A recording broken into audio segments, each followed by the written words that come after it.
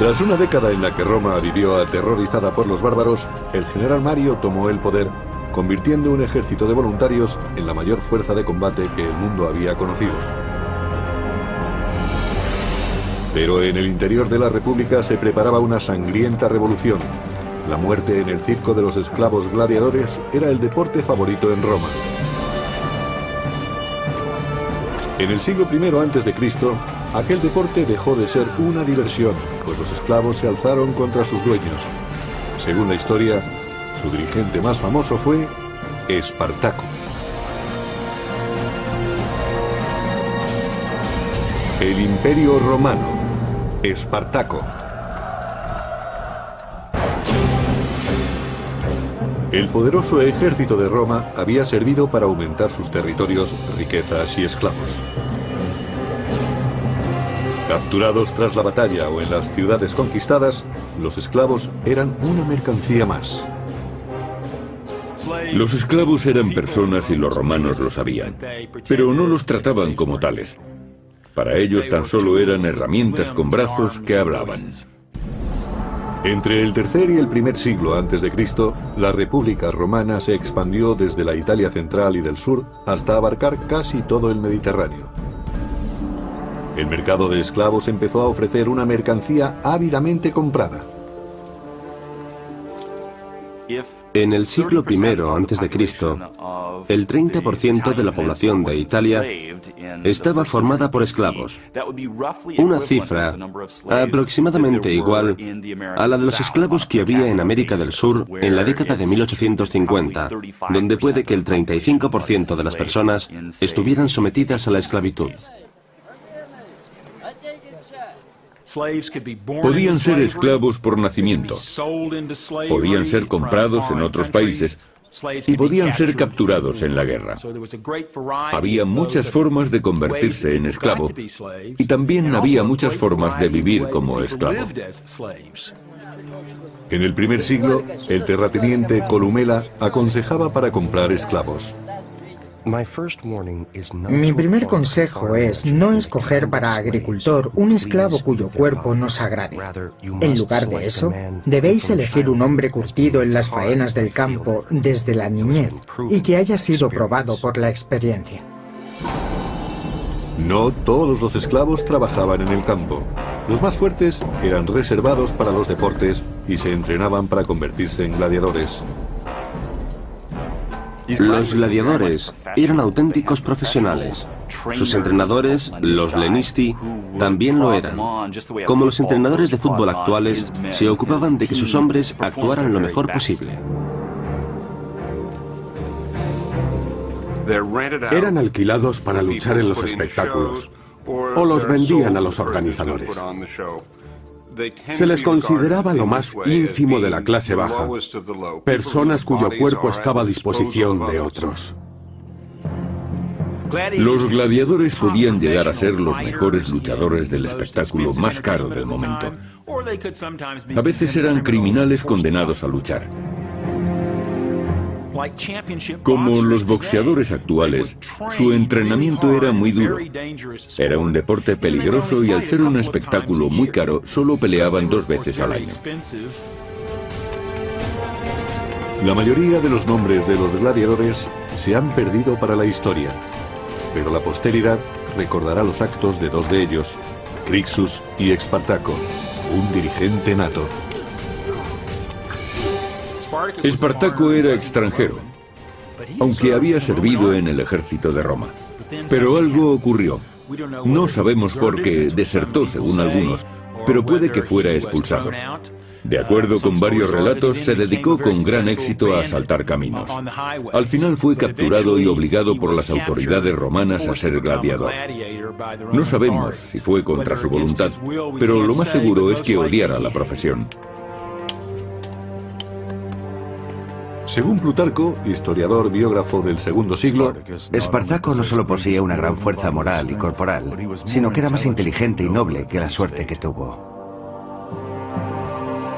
Fuera cual fuese la causa que llevó a Espartaco a la esclavitud, está claro que no se resignó. Crixus, otro esclavo, compartió su suerte con él.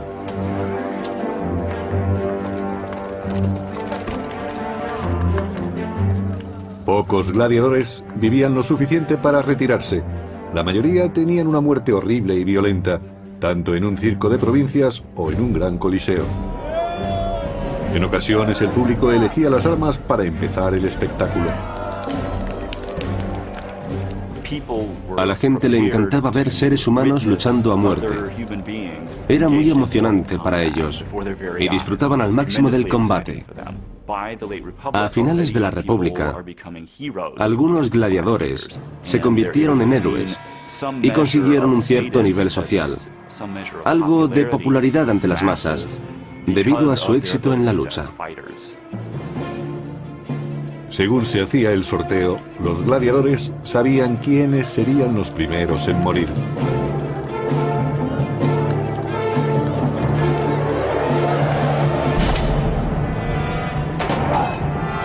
Para añadir emoción a los duelos, los gladiadores no llevaban armas equilibradas ni peleaban de la misma manera. Y según su forma de luchar, a veces su armadura no les protegía bien. Se entrenaban en el uso de sus armas particulares durante meses o años y se acercaban tanto a sus oponentes que veían el miedo en sus ojos y cómo les caía la saliva. El olor a sangre debía ser sobrecogedor, pero así se excitaba la multitud. Era el signo de que la vida de los gladiadores pendía de un hilo.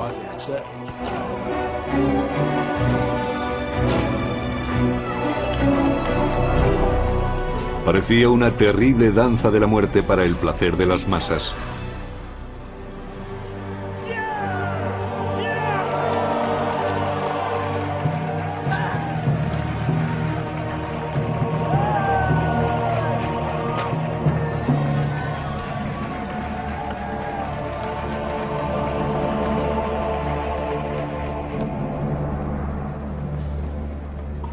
Pero en el año 73 a.C., en el Ludus, o escuela de gladiadores, un grupo de discípulos se cansó de recibir órdenes de sus guardianes. Decidieron que si tenían que morir, no sería en el circo.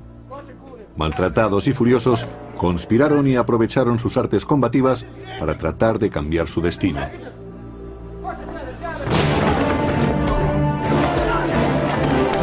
De acuerdo con el historiador Apio del segundo siglo, Espartaco, junto con un compañero, Crixus, urdió un plan. Persuadieron a unos 70 esclavos para arriesgar sus vidas y conseguir la libertad en lugar de que los exhibieran como recreo de otros. Espartaco se había convertido en un gran gladiador, pero llevaba la pesada carga de haber perdido la libertad. Tenía ansias de justicia y animó a sus compañeros gladiadores para que se rebelaran y así llegar a ser libres.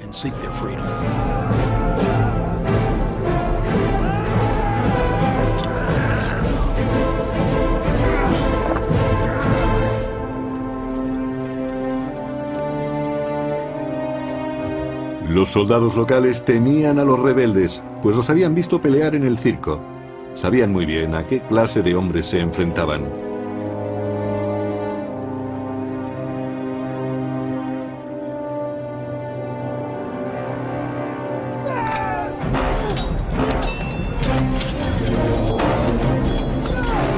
De acuerdo con el historiador Plutarco del segundo siglo, los gladiadores repelieron a los soldados que venían desde Capua y les quitaron sus armas, más adecuadas para el combate.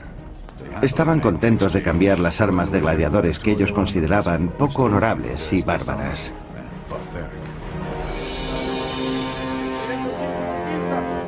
Como líder, Espartaco cambió la esclavitud por la guerra, dejando un reguero de cadáveres a su paso. Habiendo derrotado a los soldados locales, Espartaco partió de Capua con su ejército de esclavos hacia el monte Vesubio, donde buscó refugio y acampó. Espartaco, junto con otro conspirador, Crixus, escapó de las autoridades romanas, pero debía preparar a sus hombres para los inevitables combates que se avecinaban.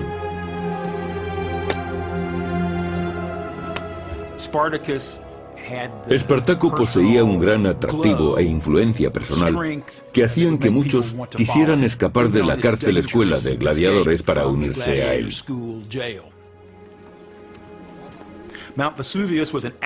El Vesubio era un volcán activo, un peligroso escondite. Pero Espartaco sabía que allí podrían hacerse fuertes hasta que se organizaran y concibieran un plan. Un mensajero informó a Espartaco de que los romanos habían acampado a los pies del monte para sitiarlos. El Senado había mandado al propetor Claudio Glaber para que rodeara a los rebeldes y pusiera fin a la sublevación. Consiguió que Espartaco y su incipiente grupo de rebeldes retrocedieran hacia la cima de la montaña. El lugar era muy reducido y Claudio Glaber creyó que no tendría problemas para eliminarlos en el Vesubio. Según describió Plutarco, Claudio ordenó a sus soldados que bloquearan la única y difícil ruta de acceso a la cima. El resto de la montaña estaba formado por empinados e inaccesibles riscos.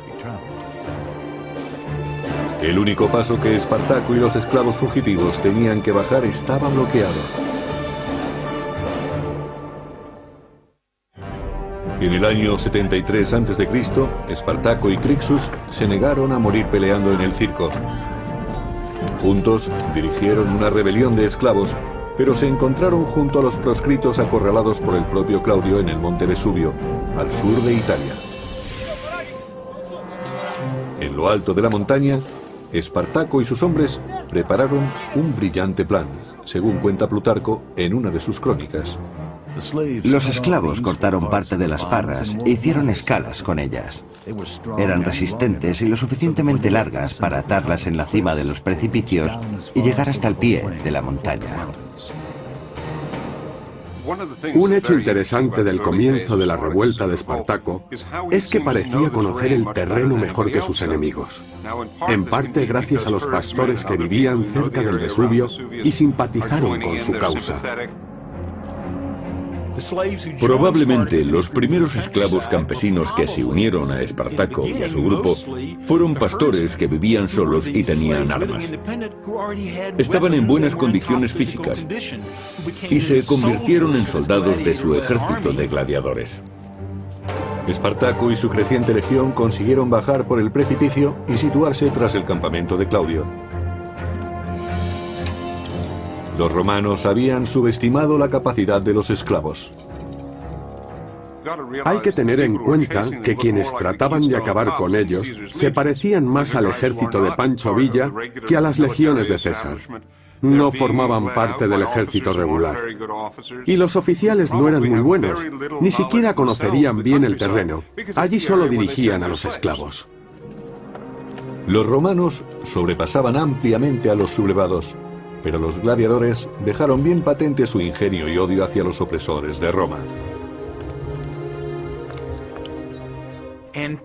El golpe de gracia a aquellos miles de soldados romanos, con su jefe al frente, se lo asestó una pequeña banda de gladiadores que les atacaron por la retaguardia, después de haber descendido por un precipicio con unas escalas hechas de parra silvestre.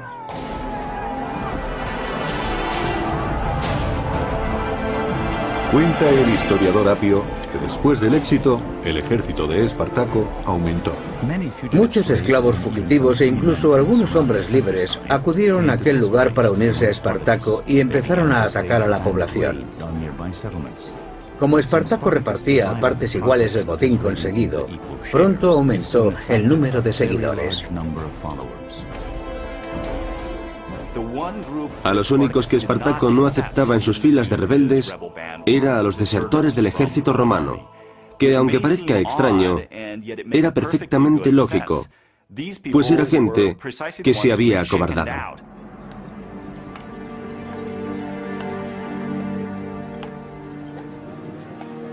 De acuerdo con Florus, autor del siglo II, la llegada diaria de nuevos reclutas los convirtió en un ejército regular. Fabricaron toscos escudos con ramas cubiertas de pieles, así como espadas y lanzas que forjaron con las cadenas de los barracones de esclavos. Lo que Espartaco y sus hombres no podían fabricar, lo cogían de los cadáveres romanos.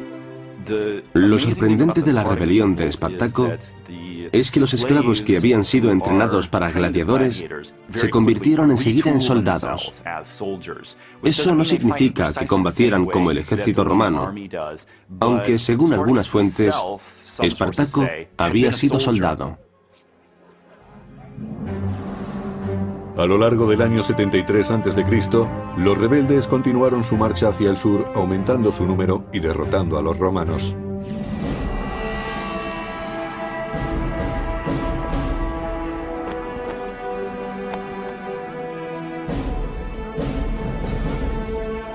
El Senado recurrió a otro magistrado para detenerlos, el pretor Publio Varinio. Jinete entusiasta, Varinio llevó con él su mejor semental, junto al símbolo tradicional del poder de Roma, las fasces, un haz de varas que rodeaban un hacha. Era el símbolo del poder de los magistrados. Con él hacían cumplir la ley. Las varas para azotar a los culpados y el hacha para la pena capital. El hacha solo se ponía en las fasces cuando el pretor estaba en campaña fuera de Roma y sus tropas se regían por la ley marcial. Los símbolos no parecieron ayudar a Varinio. Los hombres de Espartaco ya habían derrotado a su adjunto al mando. No obstante, Varinio preparó a sus hombres para la siguiente batalla.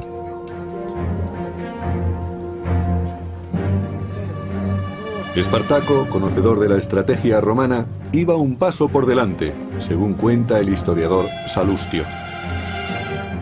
Para evitar un ataque sorpresa mientras asaltaban el campo, los rebeldes ponían cadáveres fuera del campamento.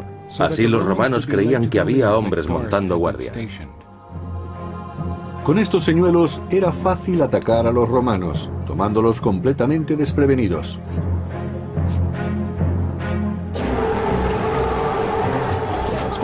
El ejército de Espartaco era temible.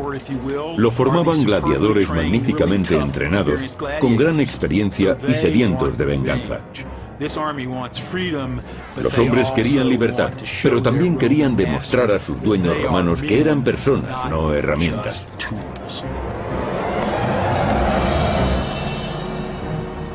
Gracias a su ingenio, Espartaco consiguió otra victoria contra Varinio e hizo algunos prisioneros.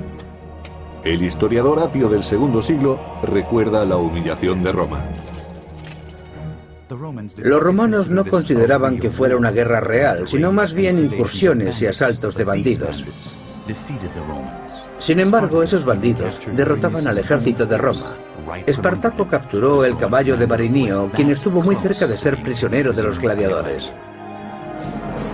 La victoria fue todavía más dulce cuando Espartaco se apoderó de las fasces, el gran símbolo del poder de Roma.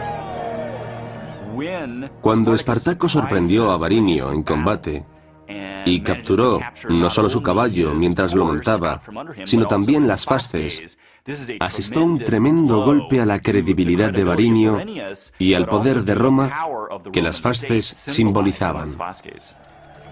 Espartaco se convirtió en un personaje famoso y temido. Ahora dirigía a 70.000 rebeldes, pero surgieron diferencias entre él y su amigo Crixus.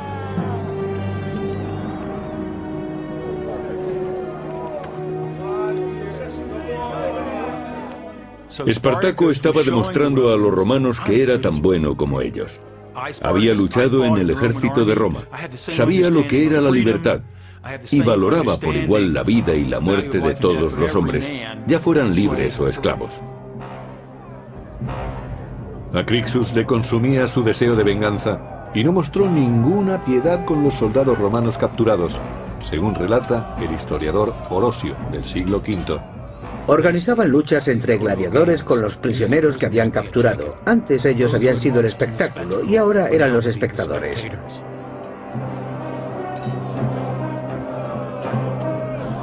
Con el triunfo, los esclavos se volvieron más violentos.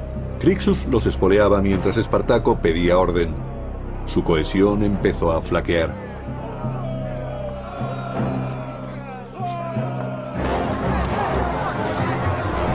En cierto momento, Crixus liberó la furia de los esclavos contra ciudadanos romanos indefensos. El historiador Salustio describe lo ocurrido. Los esclavos fugitivos se dedicaron inmediatamente a violar mujeres jóvenes o mujeres casadas y a matar a las que trataban de resistirse. Espartaco fue impotente para detenerlos, incluso pidiéndoles repetidas veces que se contuvieran.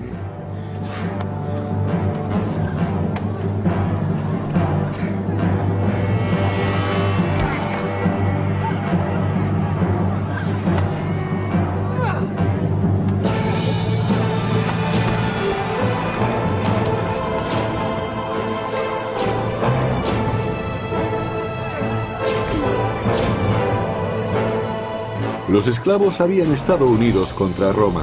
Ahora empezaban a enfrentarse entre sí. Era el momento que los romanos estaban esperando. Sur de Italia, año 72 a.C. Espartaco y su ejército de rebeldes habían derrotado y humillado a los soldados romanos enviados a detenerlos. Pero su camarada Crixus quería imponer su autoridad. Se avecinaba un conflicto interno. En el improvisado campamento de los esclavos, Espartaco hacía planes para cruzar los Alpes, pero Crixus tenía otras ideas, según nos dice el historiador Salustio. Crixus y sus hombres querían ir directamente contra el enemigo para forzar una batalla frontal. Espartaco, por su parte, prefería actuar de otra manera. Crixus desafió abiertamente el liderazgo de su amigo.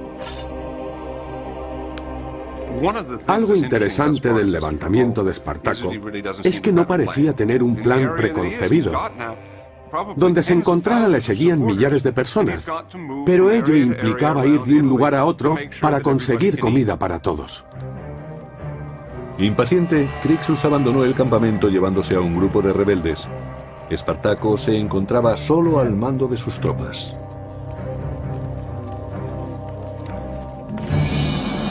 Los dos hombres tomaron caminos distintos por Italia. Con el ejército de esclavos divididos, Roma esperaba asestarles un duro golpe. Los cónsules Lucio Gelio Publicola y Cneo Cornelio Lentulo se reunieron para preparar la estrategia. Los romanos entendían que los esclavos eran seres infrahumanos, pero al mismo tiempo reconocían que tenían un gran éxito luchando contra ellos. Resultaba una pesadilla que aquellos esclavos les derrotaran una y otra vez en el campo de batalla. Aquella desordenada revuelta se convertía en una auténtica guerra, lo que exigía un plan de batalla.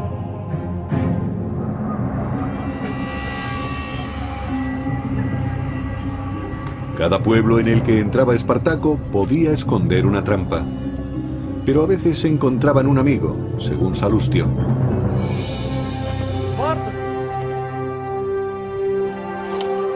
Muchos esclavos de los pueblos por donde pasaban eran sus aliados naturales y le ofrecían objetos que sus dueños habían escondido. A veces, ellos mismos sacaban a sus amos de los escondites. Esos nobles eran entregados a los sublevados para humillar todavía más a la aristocracia republicana. Los esclavos proporcionaban comida y armas a Espartaco y algunos se apuntaban a la causa. Pero Roma estaba tomando medidas urgentemente.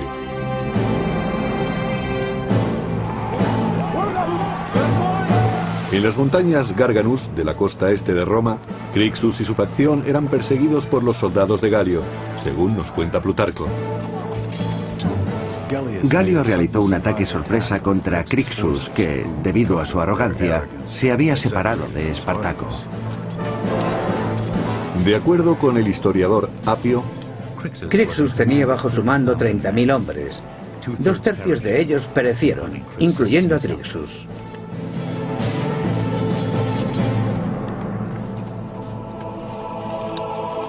el ejército romano consiguió su primera gran victoria contra los rebeldes, pero su líder seguía libre. Los romanos no querían perder tiempo, y después de la matanza se dispusieron a vencer a Espartaco. Organizando un movimiento en pinza, los pretores Galio y Lentulo acamparon a ambos lados del paso de montaña esperando caer sobre su presa. Pero su plan no bastaba contra un ejército de esclavos desesperados.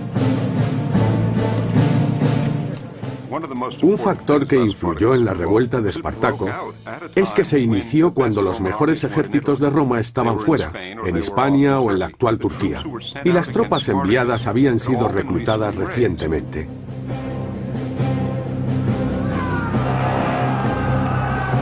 Según el historiador Apio, Espartaco atacó y derrotó una legión tras otra.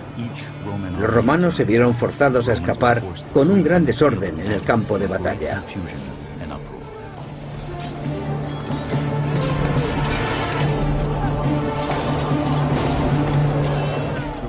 Los dirigentes militares romanos se enfrentaban a un gran reto, y sus oficiales no estaban preparados profesionalmente para la ocasión. De nuevo Espartaco obtenía otra victoria frente al ejército romano.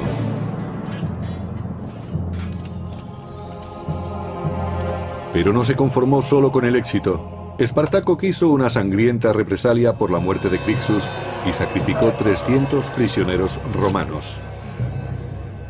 Empezó a convertirse en un gran personaje completamente opuesto al sistema.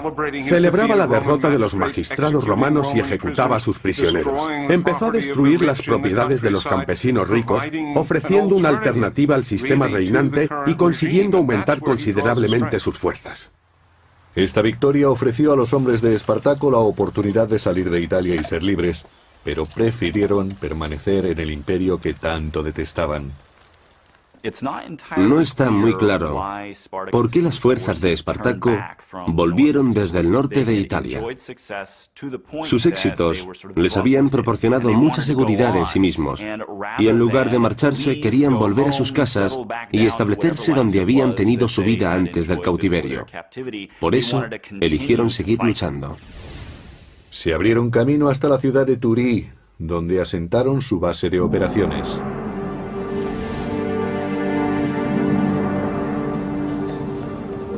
Al tercer año de la rebelión de los esclavos, Roma estaba desesperada. El Senado llamó a Marco Licinio Craso, un noble rico al que le gustaba la gloria tanto como el dinero.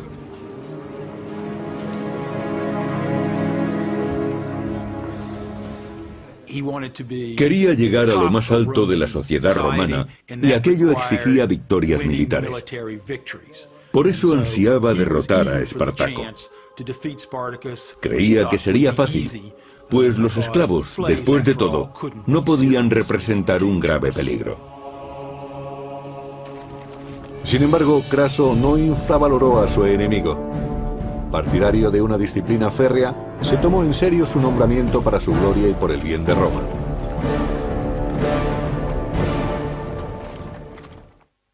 El creciente ejército de Espartaco, formado por esclavos rebeldes, estaba ahora bien organizado y parecía invencible.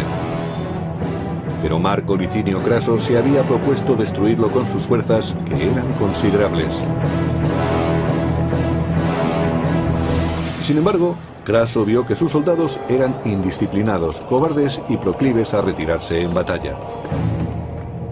Craso no estaba dispuesto a tolerarlo, y después de sufrir una derrota humillante ante los rebeldes, tomó medidas muy duras. Enseñaría a sus tropas el significado de la disciplina por medio de la decimatio.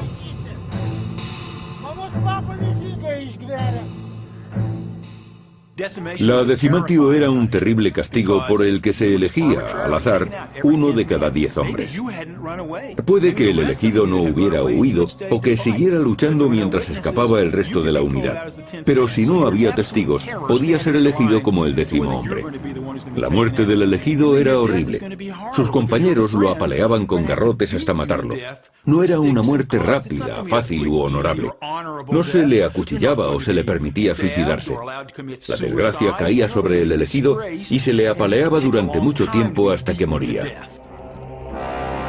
Gracias a la decimatio, Craso consiguió que sus soldados le temieran más a él que a Espartaco, su enemigo.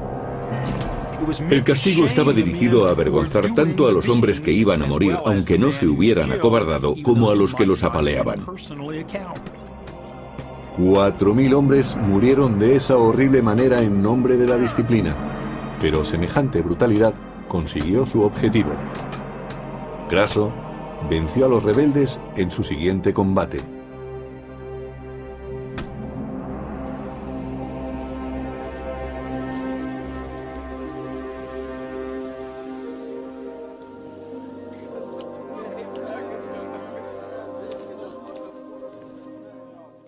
A diferencia de los anteriores oponentes de Espartaco, Craso era un soldado experimentado.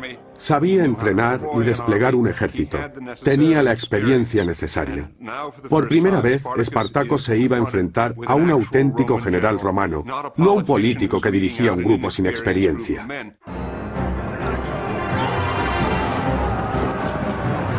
Se enfrentaron dos fuerzas, un ejército de romanos muy entrenado y capaz contra una banda de rebeldes desesperados y violentos.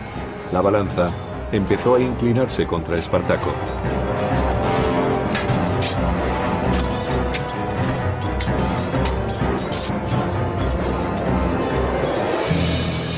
Perseguidos por el ejército de Craso, los esclavos escaparon hacia el sur, pero Espartaco ya tenía pensado su siguiente movimiento. Los piratas controlaban las aguas que rodeaban Italia y, al igual que Espartaco, desafiaban las leyes de Roma o cualquier otra ley. Solo les interesaba el oro y el tráfico de esclavos. Espartaco les envió mensajeros para negociar. Espartaco hizo todo lo posible por sacar a sus hombres de Italia para que fueran libres. Desesperado, finalmente hizo un trato con el demonio, con los piratas cilicios. Cilicia formaba parte de lo que se conoce como Turquía en la actualidad. Esos piratas eran muy famosos por sus ataques a los barcos. También eran muy conocidos en el Mediterráneo como traficantes de esclavos. Ganaban mucho dinero capturando y vendiendo esclavos. Espartaco sabía que era muy arriesgado hacer un trato con los piratas cilicios para evacuar a sus hombres, pues corría el peligro de que los volvieran a vender como esclavos.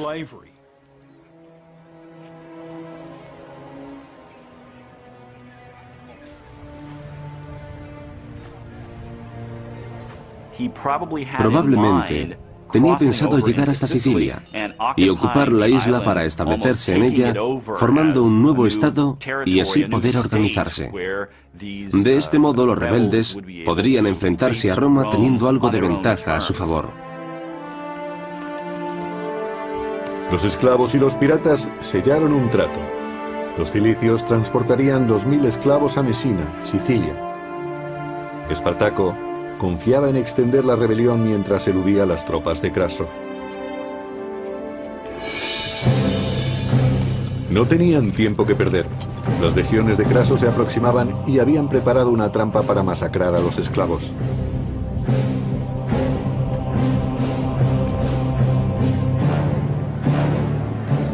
Espartaco y su ejército llegaron a la costa de Italia, pero los barcos no estaban allí.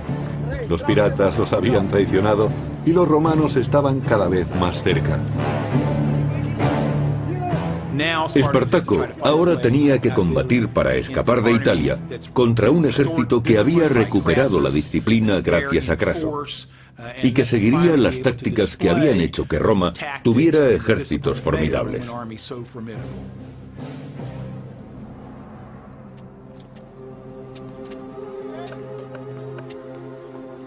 Craso actuó con inteligencia.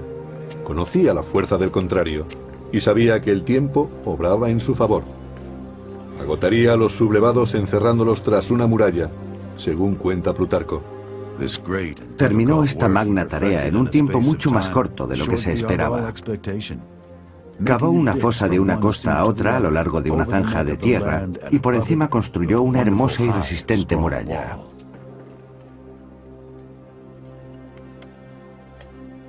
Craso era un auténtico general romano que, entre otras cosas, sabía cómo usar las fortificaciones de campo, y eso es lo que hizo contra Espartaco. La muralla era inmensa, tenía 55 kilómetros de longitud y 3 metros de alto, según Plutarco. Cuando los suministros empezaron a escasear y Espartaco quiso salir de la península, reparó en el obstáculo que presentaba la muralla. Espartaco se vio forzado a permanecer en tierra. Cada intento de ir al norte fue abortado por la muralla. Después de 3 años de libertad, los rebeldes habían sido enjaulados. Pero el Senado, que había mandado a Craso para poner un fin rápido a la rebelión, estaba cansado de esperar resultados, según el historiador Apio. Cuando los romanos se enteraron de las tácticas de Craso, opinaron que no merecía la pena que prolongara sus trabajos contra los gladiadores. Un mensajero llevó a Craso injuriosas noticias de Roma. El Senado había perdido su fe en él y confiaba ahora la misión a su gran rival. El general Pompeyo el Grande regresaba de Hispania convertido en héroe tras sofocar un levantamiento. Se le ordenó entonces aplastar una revuelta que duraba demasiado tiempo. Probablemente Pompeyo era uno de los mejores generales que tuvo Roma. Y como Craso, era muy ambicioso, aunque tenía mejor reputación militar. Sentía debilidad por lo teatral. Era su forma de darse a conocer en el mundo romano. Tenía un don para las relaciones públicas que otros políticos de su tiempo no tenían. Ahora se disponía a vencer a Espartaco y a arrebatarle la gloria a Craso. Pero no lo conseguiría si éste se le adelantaba. Eran 2 perros tras la misma liebre. Año 71 a.C. Abandonado por los piratas en el extremo sur de Italia, el ejército de Espartaco estaba sitiado por las tropas del general Craso. Y además acudía Pompeyo, una nueva amenaza para el honor de Craso y de la existencia de Espartaco.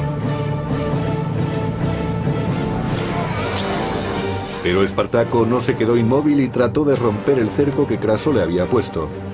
Apio nos cuenta en sus crónicas cómo trató de escapar. Organizó ataques rápidos contra sus sitiadores en puntos aislados, asestándoles golpes bruscos. Crucificó a un prisionero romano para demostrar a sus hombres lo que les ocurriría si no vencían. Cuando escapaban furtivamente, Espartaco y su ejército descubrieron que ahora el peligro era doble, pues además de Craso, también les perseguía Pompeyo.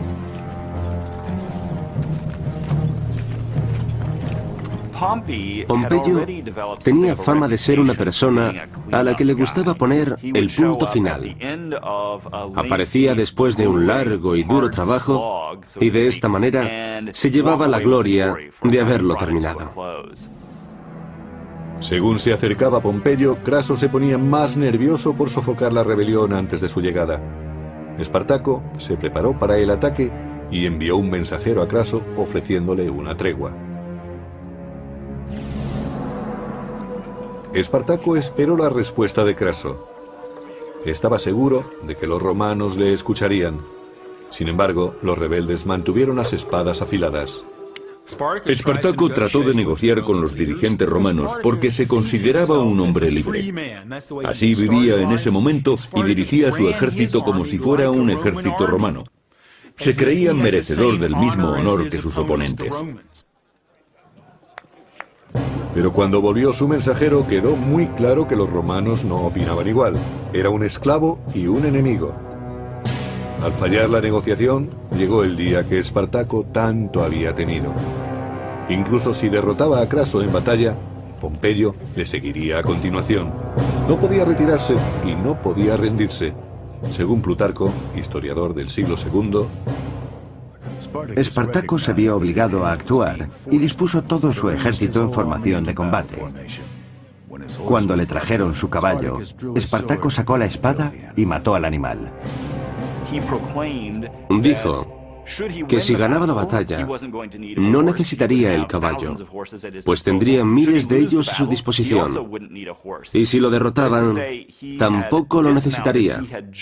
Dicho esto, desmontó y se unió a sus soldados de a pie y salió a luchar hasta el final.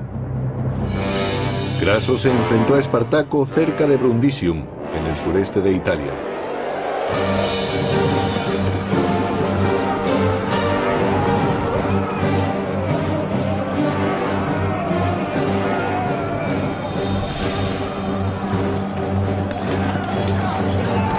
La batalla comenzó. 3 años de revueltas habían conducido a este enfrentamiento decisivo entre Craso y Espartaco, el mayor combate entre dos grandes ejércitos.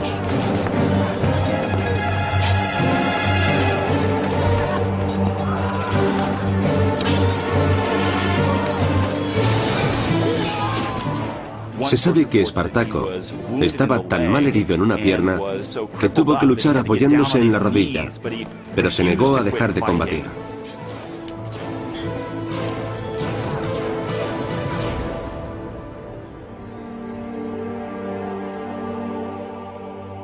Según el historiador Apio, la matanza fue tan grande que no era posible contar los muertos.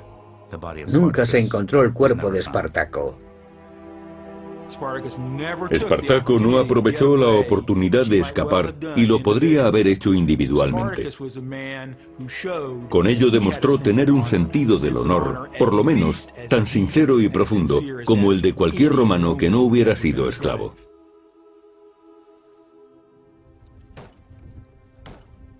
Craso persiguió a los supervivientes y mató a todos los que encontró excepto a 6.000, que capturó y crucificó a lo largo de la vía principal que conducía a Roma. Fueron crucificados con una separación de 10 a 12 metros a lo largo de 200 kilómetros. Podemos imaginar el olor y la visión tan terribles que tenían los que pasaban por aquel camino. Si eran romanos, el olor les habría parecido a esclavos muertos y estarían contentos de verlos, aunque fuera de esta forma tan espantosa. Pero para los esclavos era un mensaje muy claro. Esto es lo que os espera si os rebeláis contra el poder de Roma.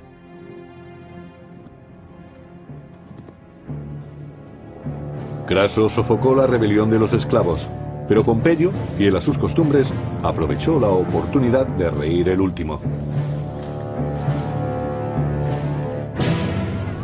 Pompeyo se las arregló para aparecer en el último momento y dar caza a unos 5.000 gladiadores que escaparon de aquel gran combate, y capturó o mató a los que quedaban. A continuación, según Plutarco, Pompeyo se aseguró de recibir los honores. Pompeyo escribió al Senado y dijo que Craso había derrotado en combate a los gladiadores, pero él había conseguido extinguir la guerra hasta su raíz. La carrera de Pompeyo es muy interesante. De hecho, una vez fue acusado de ser un oportunista por aprovecharse de los méritos de otros. Los romanos se apresuraron en dejar atrás aquella terrible rebelión de esclavos. Pompeyo recibió el más alto honor de Roma por su trabajo en Hispania. Craso recibió una mera mención de honor por sus esfuerzos contra esclavos comunes que habían aterrorizado a Roma.